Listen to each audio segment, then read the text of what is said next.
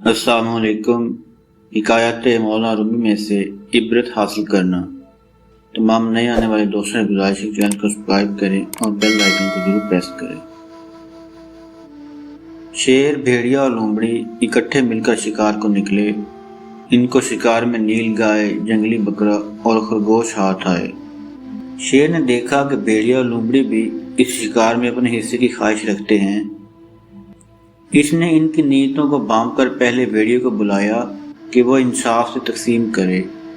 भेड़िए ने कहा, बादशाह सलामत, आप बड़े हैं, नील गाय आपका हिस्सा, जंगली बकरा दरमियाना है वो मेरा हिस्सा, जबकि खरगोश लोमड़ी का हिस्सा है।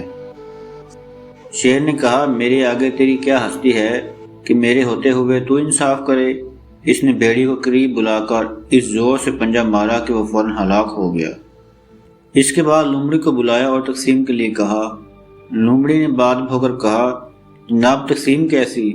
ये नील गाय आपके सुबह का नाश्ता है, जंगली बकरा दोपहर को और खरगोश रात को तनावल फरमा लीजिएगा। शेर इससे खुश हुआ और इसकी इंसाफ पसंदी की दाद देते हुए इससे पूछा कि यह इंसाफ की तकसीम तुमने कहाँ से सीखी?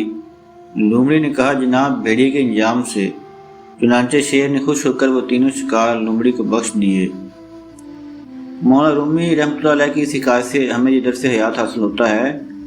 दूसरों के इंजाम से इबरत हासिल करना अक्लमंदों का शेवा है। ये उनको इंजाम बात से बचा लेता है। तमाम नए आने वाले दोस्तों से गुजारिश है कि चैनल को सब्सक्राइब करें और बेल आइकन को जरूर प्रेस करें। शुक्रिया।